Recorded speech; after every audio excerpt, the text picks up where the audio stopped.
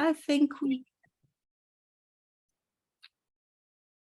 Hi everyone, and welcome to the Humanity as Organism Thrives Convergence Room in Peace Week. And just want to say welcome to everyone within this session, all of you who are attending, and especially welcome to the participants, the panelists, Annie Spade, Viola, Olsen, and Matt Landry. Tom and I are absolutely thrilled to have you with us. So I will start by introducing Annie. And Annie, you'll just have to give me a second to pull up your bio so that I can do justice to it. So, for everyone who doesn't know Annie Spade, Annie is a Montessori educator who has devoted the last 40 years to helping young children thrive in a mixed-age community. In addition, Annie serves as the 11K member of the Teilhard de Chardin Facebook group as an admin. She's a graduate of Nine Gates Mystery School and a mentor for the Deep Time Network. She's an active member of Gender Equity and Reconciliation International, the Integral Christian Network, and Unity Earth, the organization that is the key sponsoring network for World Unity Week and the 99 Days of Peace through Unity leading up to Peace Week. So welcome, Annie. The floor is all yours. Thank you, Hasina. It's so great to be here, and just want to really extend such a warm welcome to everyone. We hope to have a bit of conversation, even though we only have 50 minutes. We will really keep our comments brief, but hopefully potent, and bring in some other voices here as well. We would really like this to be a conversation. Teilhard has so much to offer us at this time in history, let's say.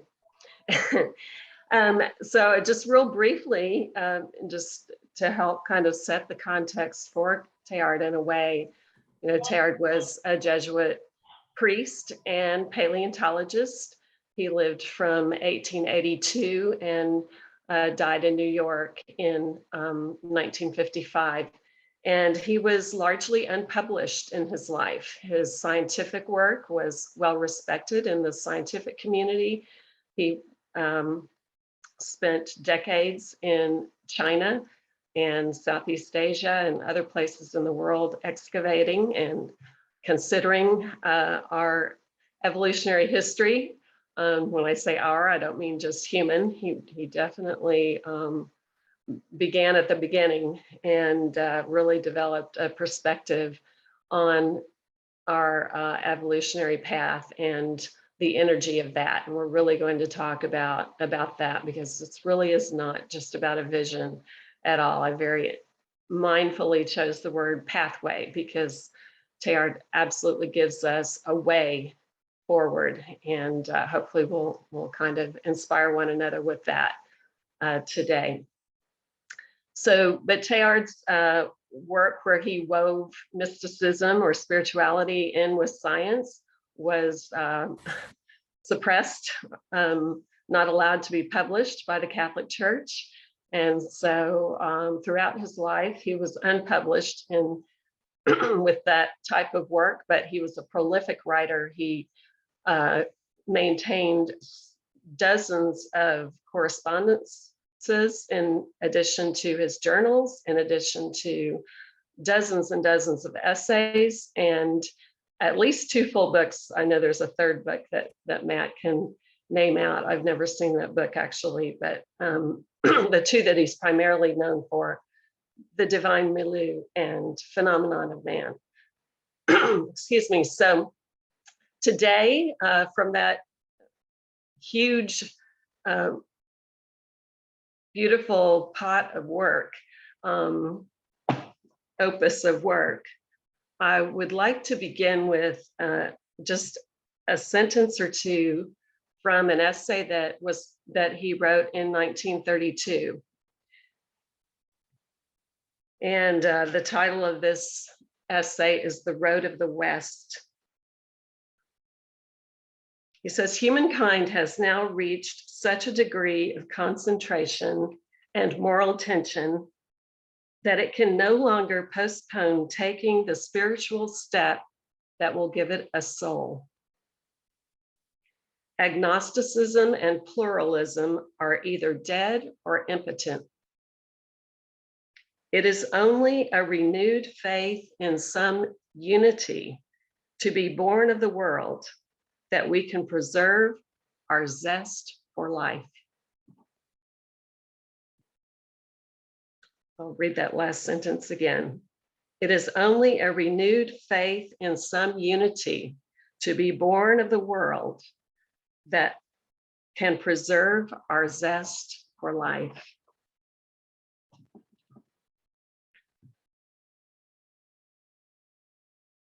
When we think about unity, based on our story, let us say, in when I'm speaking from a US viewpoint, having been born and raised here, you know, there's a sense of the melting pot, right? Of just everyone kind of fitting into a mold. It was very much has been a part of our education system, kind of fit in the box or you're out. So there's been that of imagining a unity, if you will, a kind of unity.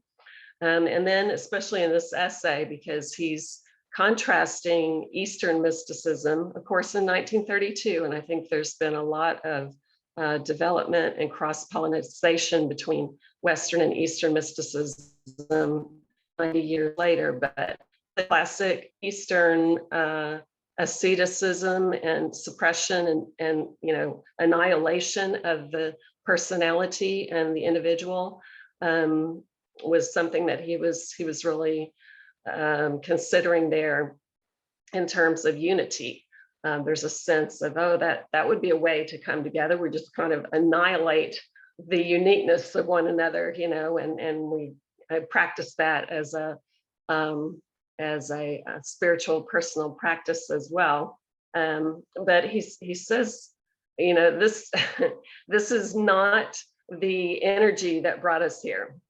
When he talks about the zest for life in that passage, and he repeats it several times in that essay, he's referring to that essential energy of evolution, which is that we're more ourselves together. We're more ourselves when we come together and co-create together, not by annihilating the uniqueness of one another or of ourselves in coming into that relationship, but by finding our passion, finding our call and our attraction, our allurement, as the deep timers say. So when, you know, he calls in that beautiful passage from the epistles in the gospel in the New Testament, where Paul says, in the end, God will be all in all. He's really calling in that all in all, that we are truly integral with all that has been and has brought us here, beginning with the quarks to the atoms, the cells, to we think of, you know, our parents, our grandparents, you know, whole organisms, the attraction to one another, the pull to be in relationship is so powerful, and it's something that Teilhard was absolutely committed to and fascinated by and discussed at length in a number of his essays. So finally, before I want to kind of back up just a little bit on on the whole theme that we've chosen here, but I wanted to call in what really inspired me when Hasina reached out to me and said, you know, what would you what would you maybe like to call in for Peace Week? And it was when Ken Lumpkin, who's a longtime member of our Teilhard Facebook group, posted a quote last week.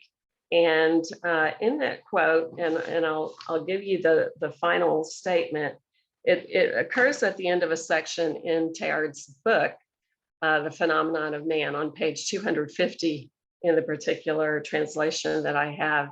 And he's discussing genetics and genetic manipulation. And he did not shy away from scientific inquiry and research. In fact, he said to do research is to adore. And but at the same time, he's calling in at the very end of this section where he's been naming all of that and recognizing all of that. And again, remember, this is before 1955. I don't know exactly when Phenomenon was written, but he's seeing all of this capability is coming. And of course, now we have the internet, which that will be coming out, I'm sure, in our conversation today, the way that he foresaw that as well. So many things with technology and what humanity is capable of creating. I've just called that in, that's a co-creative work. And yet he ends this section, and this was the quote that Kenneth put up in our group. And I invite anyone here that is not a member of our group to come over and answer the questions and join our group page. But he says here, however far science pushes its discovery of the essential fire, and however capable it becomes someday of remodeling and perfecting the human element, it will always find itself in the end facing the same problem. How to give each and every element its final value by grouping them in the unity of an organized whole. So to me, once again, he's calling in the soul of humanity to find our true calling, true voice, and from that place to collaborate and work together, co-create, to come into the convergence that he saw as the ultimate purpose, if you will, of the entire evolutionary journey. And I wanted to just in just 1 or 2 more minutes call in this effort, this convergence of Peace Week, because it is part of the Unity Earth family, and it is very much rooted in Teilhard's vision. Ben Bowler, who is executive director of Unity Earth, which is the organizing body for this, and I say body because when you go to the website for Unity Earth, you will see right up front, the first thing it says is that Unity Earth is a network of organizations. So it's looking for, it's that space for convergence and coming together. And I was blessed 2 years ago, 2.5 years ago now, when World Unity Week launched in June of 2020. And just like today, I, as a Montessorian and person inspired by Teilhard and the things that I bring to the table, was invited very warmly to step forward and offer something during World Unity Week in one of the many convergence rooms. And it's all volunteer, it's all free to the world, as Ben says. And I cannot tell that entire story right now. I would love to, but it's absolutely inspired directly by Teilhard. Devotion to Teilhard's work runs deep in Ben's family, his father, from his father on, his father who's a geologist, in Australia. So with that, I'm going to pass the baton. I want to just so blessed to introduce my dear friend, Viola Olsen, who I have not met in person yet, but one day, she in Oregon, I in Texas, one day that can still happen. And Viola has a lovely bio here that I'm going to just read out a bit to you. Viola Olsen completed a master's degree in adult education and leadership at Oregon State in 2001, with a specialty in the theory and practice of what Fritjof Capra calls the systems view of life. Her mentors taught that the education system, which is the source of most issues related to climate change, sorry, I read that wrong. Her mentors taught that the education system is the source of most issues related to climate change. So she developed a series of workshops for community college teachers based on Capra's systems. Oregon teachers were now being introduced to eco-literacy. Since retiring from her teaching position at Southern Oregon University in 2018 at the age of 77, Viola created and continues to maintain an online resource center for teachers of earth science based on research that reveals Earth as a living organism, interconnected with all of life in a symbiotic, harmonic relationship.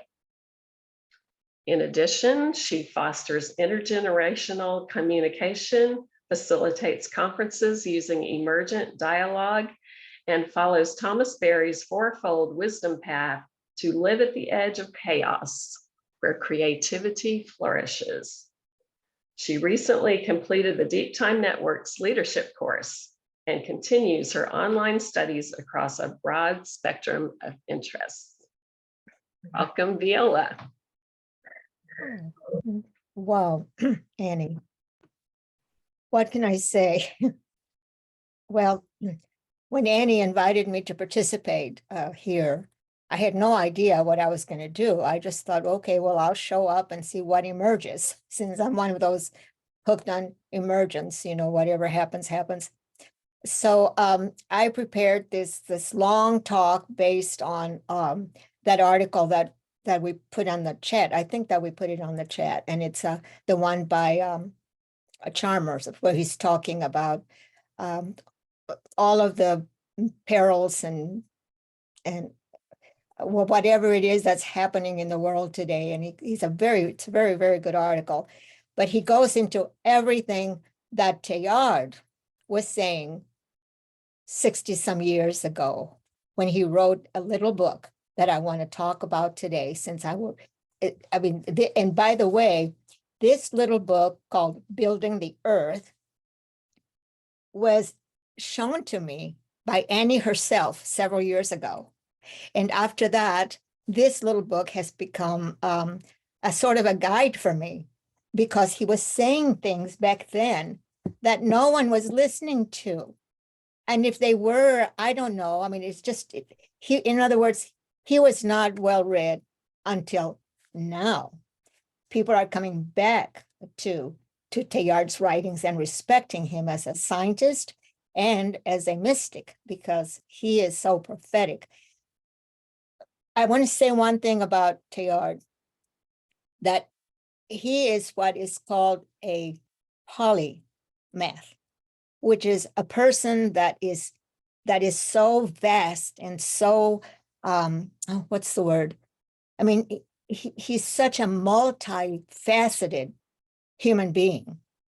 And he is, now I think today we call that the Renaissance man. Has nothing to do with the Renaissance, I don't think, but it's just someone that is very well aware and knowing about so many things. But he is also a prophet in so many ways. So I'm not going to do the talk I had planned to do on the article, as I'll just mention that it's a very good article. And if it's in the chat, that I welcome you to read it. so that you can see that what Teilhard had to say then, this writer has to say now, 60 some years later, finally. Same thing. So what I'm going to say about this little book, Building the Earth, in poetic form, written in poetic form, is what he's saying now, finally. So I'm going to spend a little time and go slowly, not rush, because I was rushing a lot to get all of that other stuff, and just start by showing you the frontispiece. Can you see that? I think, can everybody see that? So I'll read it for you. It says, "The age of nations is past. The task before us now, if we would not perish," all right, "if we would not perish, is to build the earth." And he signs it with his beautiful signature. And I mean, I cry when I read that. I mean, I get very emotional, so please forgive me if I fall into tears. So, so let me just start by showing you some pictures of this little book, and then I'll tell you all about it. You see all of these mandalas, and you see the star shapes. This was illustrated by a person who took the poem, which is really basically a poem, and illustrated it. So let me see. Where should I begin? Oh, here's another mandala and another star. Teilhard, believe it or not, was a teacher of physics back, I guess, in the early years in the Jesuit. Do you know, Annie, when he was teaching physics? He was just sort of told to teach physics back in the day before quantum physics. But now, the Teilhard of now, when he wrote this later, he already knew about quantum physics, and he knew all about, well, all kinds of things, as you shall see. So let me just start by reading to you the titles of the chapters in this little book. It's a very little book. You can read it in an hour. See, it's very thin, but very beautiful. So he says, first, chapter 1, we must save mankind. That was his task, right? To save mankind, and that's our task. I would now say save all species. Then he talks about the spirit of the earth. The earth is an organism, right? That's the spirit of the earth. And then he talks in chapter 3 of human energy, which he calls love. Human energy. In fact, he has a book on human energy, and it's about love. He took all, and he knew about all the little particles, and I mean, he knew about the atom, and now he knew about how all of that is energy. I guess we call it entropy, and how the universe is expanding. And I mean, he knew all of that before James Webb and anybody told us that this was, or the one before, the Hubble. He knew all of that in his mind. I don't know how he knew it, but he did. So then the last one is on thoughts on progress. See, so that he was very interested in the future. He was interested in progress, interested. In fact, he predicted the internet with the Noosphere. So that just goes to show you how vast it was. So let's see. So we must save mankind. And I'm just going to read a few, like an introductory paragraph from each chapter, so you can get an idea of what he is saying. He starts out by saying, there is now incontrovertible evidence that mankind has just entered upon the greatest period of change the world has ever known. That's what he said then. The greatest period of change the world has ever known. The ills from which we are suffering have had their seat in the very foundations of human thought. But today, something is happening to the whole structure of human consciousness. A fresh kind of life is starting. I mean, so right away, you know, he brings you into this hope that something new is starting, and it's a fresh kind. It's like a rebirth, a regeneration. I guess it's called regeneration. So in the face of such an upheaval, actually shaken by it, no one can remain indifferent, right? I mean, once we know, how can we be so apathetic and indifferent and in denial? And then he continues, swept along by the tide of affairs, what can we do? What can we do to see clearly and to act decisively? And that is my question. That's been my question for years. So what are we supposed to do now? Here, all of this is happening, and we have all of these crises. We have COVID. We have, of course, the climate emergency, and all this polarity and division and governance. What kind of governing leadership do we have? And who is following, and why is it this way, and why can't we learn from my mistakes? Those are my questions, right, that I'm hoping as I read through this that he will answer. And but he asks more questions. So actually just kind of be swept along by the tide of affairs, you know, just kind of go along, read as you know, absorb what is happening, and then keep moving forward towards the future. It's always with Teilhard about the future, you know. So then he says, no matter what reactions we may have to current events, right? I mean, we are all reacting with some sense of trepidation, I guess, right now.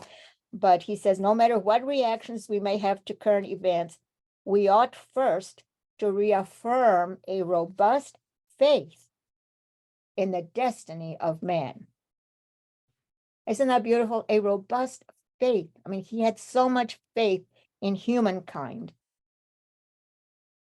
So even if that faith is already there, it must be fortified. I mean, you know, don't just sit around and have faith in it, but do something about it, you know. It is too easy to find an excuse for inaction by pleading the decadence of civilization. So that article that is in the chat for you to read, he talks about the collapse of civilization. And then he goes into the reasons and what we can do about it. So he doesn't, actually he's saying, he doesn't say collapsed civilization. He says, basically it is collapsing. It's in the process of collapsing, so that we can do something about it while it's in the process of collapsing, so that you don't just sit there and say, oh, well, that's it, you know, we're done. There's nothing else to do but just sit back and wait and do nothing. So, and that's what's scary, you know, the fact that a lot of people are feeling that, oh, what's the point, you know, since it's already gone down. According to some of the gloom and doom people, it's already gone down for good. So maybe just a little bit more here. This defeatism, yeah, that's that word, defeatism, that sense of, okay, we're done, forget it, there's nothing we can do, so just what? Give it up and sit back and do nothing. So that defeatism, whether it be innate or acquired, or a mere affectation, seems to me the besetting temptation of our time. I mean, isn't that what we're feeling right now? So defeatism is invariably unhealthy and impotent.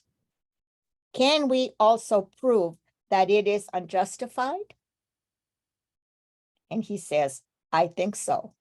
And then he just goes on. And that's just for starters, what he says in chapter 1. And then he just moves over with this idea of the grand design and then conflicting ideologies and social aspirations that men cannot attain, and democracy. It goes into democracy by giving. So the meaning of democracy. And then he talks about the different, communism, fascism, and democracy, because in that day, that's what we were faced with. And I hate to say this, but isn't that what we're faced with right now again? And we didn't learn from our mistakes, and I don't understand why do we not learn from our mistakes? Well, okay, so let me I can't read the whole book, I'd have to spend a whole hour, but Hey, Viola. yes. Yeah, can you wrap up? And I'd love for us to hear from Matt also real quick before we, my time is up already. 10 minutes or so. Yeah, that'd be Okay, lovely. sure. Yeah, Thank our time is so short. Thank you so much, Viola. Okay. So Matt Landry is here, and Matt holds a degree in physics and was active in simulator engineering for 51 years in advanced aircraft research until his retirement in 2013. For many years, he lectured on Teilhard topics and was involved in adult programming in the Catholic Church. Today, Matt Landry is author of 2 blogs about Teilhard de Chardin, The Phenomenon of Love and the Secular Side of God.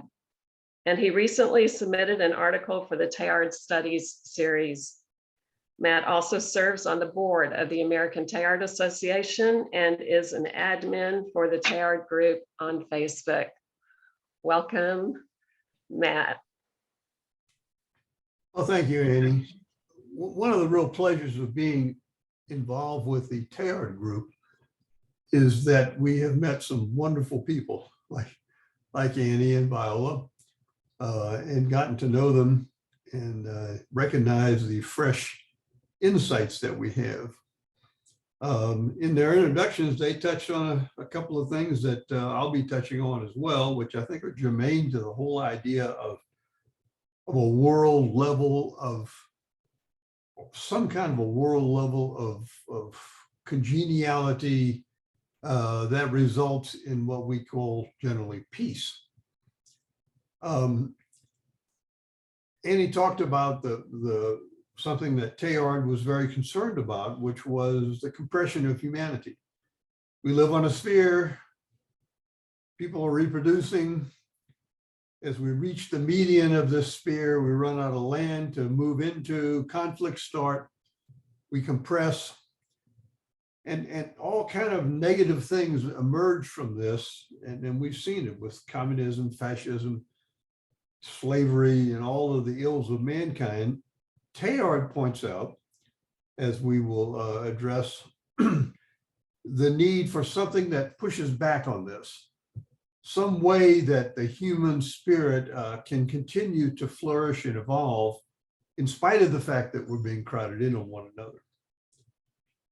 Viola talks about the fact that if we don't have, that Teilhard points out, if we don't have a robust faith in the future, if we don't believe that somehow these things that are carrying us into ever deeper and perilous waters are by the same token lifting us at the same time. Those are almost orthogonal concepts. And Teilhard's very integrated and universal picture of reality can help us to see these things in a new context, which helps us personally to overcome our fear of the future and at the same time collaborate with others to build that same future. So Teilhard's evolutionary insight was very unusual for the time because we were coming off of the Age of Enlightenment, a general decline of religious belief across the globe. And along comes Teilhard and says, these things are not orthogonal. Science and religion are really two aspects of the same thing. And he bases his insights on the fact that the universe is evolving. Science quantifies universal evolution as an increase in complexity over time. And we can see that. Science basically shows how quarks can become atoms, and atoms can become electrons. Atoms can become molecules, which can become very complex molecules like DNA, which grow into cells, which grow into neurons, and so on and so on, all the way up to, at least on this planet, the human person. Nothing in this process happens without somehow the joining of the individuals to produce a new individual, which is more complex than its parents. So this happens, Teilhard points out, in 3 stages. We have the stage of material evolution, where we grow from quarks to very complex molecules. We have the biological stage in which those molecules turn into cells, and the cells become neurons, and neurons become brains, and we get eventually the 3rd stage, which is the human. And the stage isn't necessarily human evolution, it's the evolution of the culture of humans. That group of rules and guidelines that they use to make sense of their lives and make sense of their relationships. This isn't something that is unique to religion. It's not, in fact, many religious people would deny that it even occurs, as do the scientists. But then you've got atheists such as Richard Dawkins that basically says same thing. We have these 3 stages. He even goes into a detailed analysis of how cultural evolution mirrors biological evolution. Natural selection happens to some extent in the ideas of humans. These are all very Teilhardian concepts that permit us to stand back and look at the universe through this evolutionary lens of evolution that he offers. The other thing that he points out is that this complexity that rises, at least on this planet, is also accompanied by a rise in awareness. Consciousness isn't something which suddenly burst into reality with humans. Consciousness is actually no more than, according to some sciences, the information that enables the bits of matter to come together and produce bits of matter which are more complex. There's this idea that perhaps in all matter is some level of software that inhabits the hardware of matter and guides it into the kinds of unions which result in more complexity. And the human person is simply the latest manifestation, at least on this planet, of this complexification, as Teilhard points out. And Teilhard goes a little deeper. He looks at the end stage of evolution, at least so far, not the end of time, but where it's gotten to with the human being, and says, this agency by which matter can come together and become more complex, he refers to it as the Christic. Now, the term Christ, of course, arises in the New Testament with Paul for the first time. Paul distinguishes the Christ from the person of Jesus by talking about the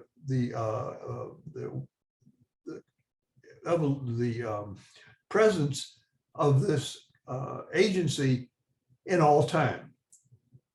So Teilhard sees the Christic is the basis of evolution that eventually turns into or results in the person.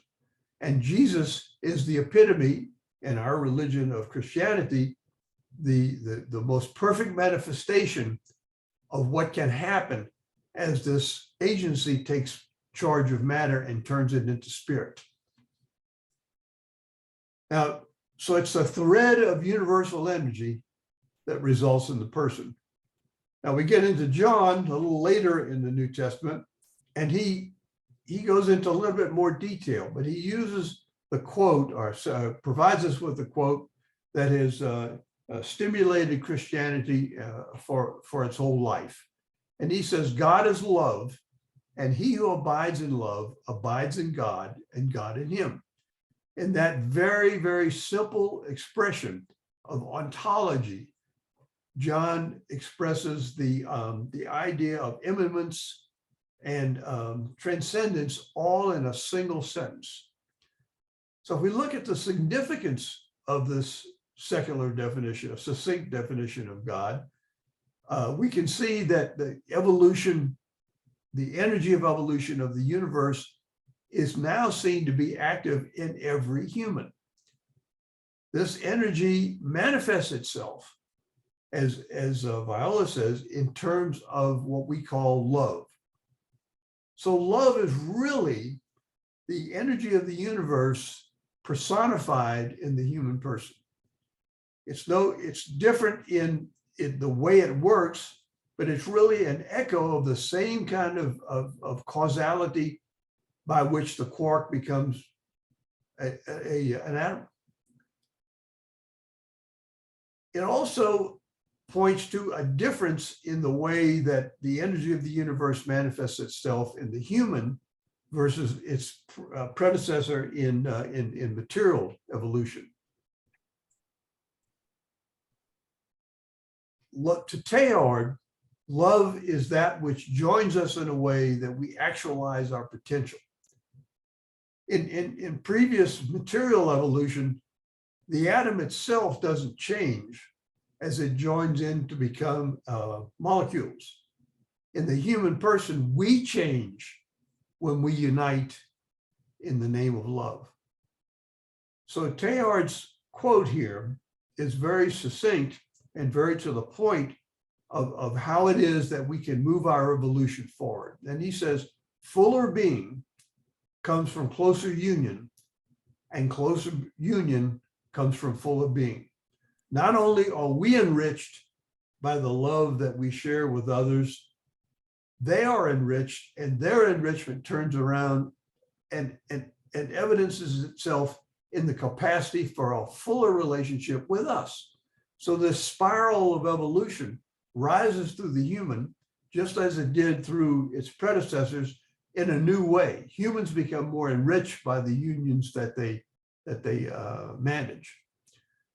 So the key here is to recognize how this idea of love is really divine presence in the human person. Religion presents itself as a guide to the recognition of this inner spark in all of us. What does it mean to be human? Religion asks, and how do we take fuller possession of ourselves? As we grow and become more human, more persons, more individualized at the same time that we become more unified with others, how is it that we grow? How is it that we become more? And I'll give you a good quote here from Teilhard.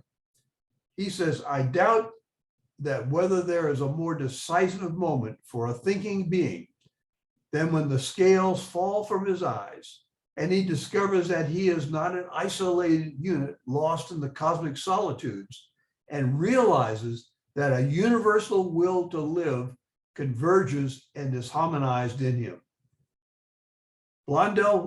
Maurice Blondel, who preceded Teilhard in history, makes a little bit different point. He says, Christianity, underlying statement of Christianity is that God is on our side.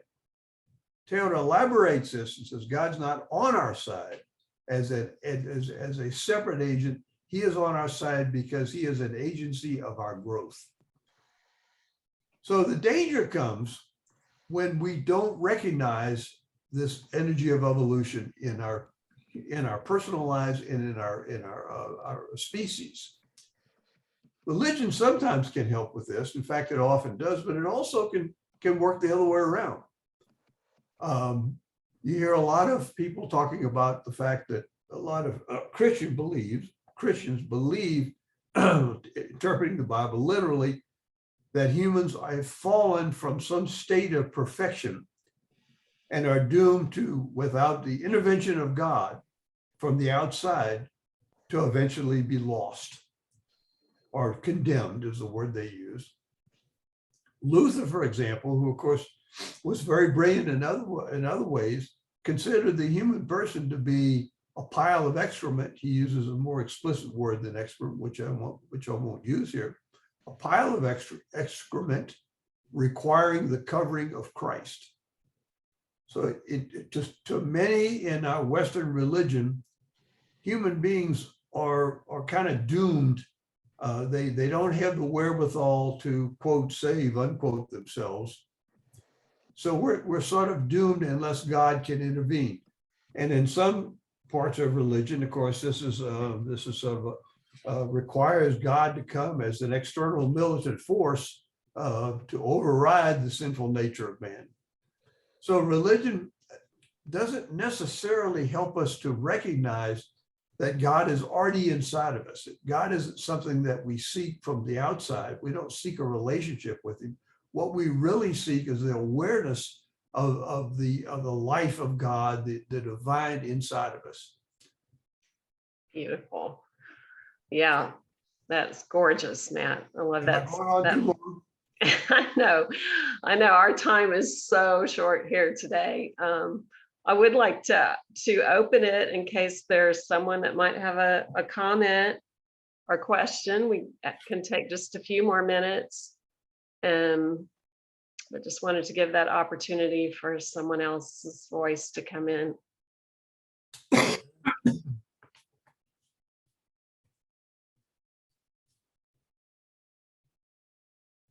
There was a question in the chat just about which are, other pioneers.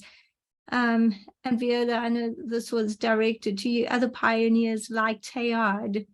And I know I said Thomas Berry, Brian Swim, Barbara Marx Hubbard. Add to that, please. My list is not extensive. Mhm. Yes. Oh, did you want me to respond to that? Yeah, well, anyone Yes. can respond. Yeah. Yeah, the pioneer, the Thomas Berry, also a prophetic human being, and Barbara Marx Hubbard. It's all about, okay, Thomas Berry says the Ecozoic era, that we are getting into it, and that's going to be the next step for us to the next era, big era. And of course, Barbara Marx Hubbard is all about the future. And she, in fact, there's a library, the Teilhardian library, that maybe we could put in the chat for people, Annie. And it where he he talks about all of these things and explains them all, that way back from the human phenomenon, up to what's happening now. So it's called organism.earth. Yeah, that's the name of the site where you can find out all about this idea of this connectedness, organism.earth. Great. Matt, So- did you? Yeah, great. Thank you. Matt, did you have anyone to add to that? Well, yeah, there are several contemporary theologians that follow Teilhard very closely. One is Richard Rohr, who I really recommend to anybody that is seeking a deeper relationship with God, at the same time is interested in how Teilhard kind of instructs us to do that. There's an author by the name of John. Hot. Fell out of my Hot. head. John Hay. Hot. Yeah. H-A-U-G-H-T. Hot. Right. And I really like him because he blends the idea of not for a truth to be relevant to human life, it's got to somehow reflect what science is also finding. And so therefore science can be used as a filtering mechanism to help religion divest itself of the baggage that we've placed on it over the several thousand years that it's been floating around. Ilia Delio is also a good example Yes. of a Teilhardian writer. Cynthia Worship. Yeah. is also, I think she's very insightful. She's an Episcopal priest who uses Teilhard's ideas to help us. So there's Right. a lot of the existential theologians that are out there that are recognizing that God should not be seen as an anthropomorphic person who is standing outside of reality and tinkering with it, but as a unique agency built into the evolution of the universe itself. Beautiful. Yeah, I wanted Linda, to say did you that, have a question or a comment real quickly Yeah. before we Hello. close it? I just bring up process theology. We have someone That else. is an important- Yeah, Matthew. Are you there? Yes, I agree. I agree. Yeah. Process theology, remember with Cobb, and he was influenced by Chardin too. And remember Chardin is confronted with the science, as Matt and Viola had said. He's confronted with this new science, and the Catholic Church is resisting this because it's really it upsets their view of the divine reality as a stagnant thing, as a concept. And Teilhard also is influenced by Hegel. So it's we're in the evolving consciousness of humanity, and and this is part of the divine process itself. So God is in the process of becoming, which the Sufis actually say as well, and that's how Chardin even sees Christ as we're all the Christ, becoming Christ, becoming the God conscious and loving and everything else in the world that we want, so we are in this process. We know we're in the process. Everybody here knows we're in this process of awakening and manifesting the best we are. So we already find it within ourselves. And this is God. God is it coming out, and so there doesn't have to be any division between science in theory and religion in theory, because if you accept that science is talking about an evolution and movement and change, and religion can accept that as that God manifesting in the world is a process. Makes sense. Thank you, Martin. Right. Great. Linda, did you have a quick comment? Well, it's probably not quick. It's an observation. Mhm. Maybe we could look at it further. Love to hear from you. So I live with the human energy equals love, and I love that. But now the next thing, he talked about a fresh kind of life is starting. And so with that, I'm very curious, and I listen to what's happening. And even just yesterday, I heard talking about deep fake, and there's a lot of artificial intelligence. So if we're getting all of this coming down, it's here to help us move into this place of this fresh start.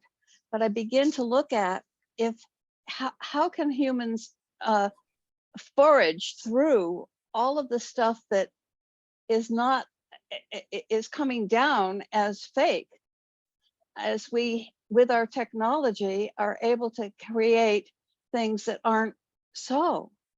It's all part of the creative process. And so I'm leaving us with a curious, what is happening now in our lives today, just like I heard yesterday on the radio, currently, this is what's going on. And it has to be what is shaping the fresh kind of life is starting. So I would love very much to have a whole ongoing conversation about looking at what's happening really right now and how is that shaping this fresh start. I Let's finished. do it, Linda. Yeah, I'll get in Really? touch. Yeah. We need to have a part 2 here at some stage. This is really great. Thank you, Linda. So much. Thank We- you, Hasina. Oh, Go ahead, thank you. Hasina. I just wanted to say, isn't it the best way to end with a question that actually takes us into more thinking and feeling and so on? But I just quickly wanted to say, thank you so much, Annie. Thank you for being able to liaise with you and organizing this. It was beautiful. Thank you, Viola. Thank you, Matt. All of you for just being here, and what an interesting discussion. And it was so current and bringing today's world in, and we need that to heal to our next evolutionary level. So thank you. Great. Thank you, Hasina. Many blessings. Okay.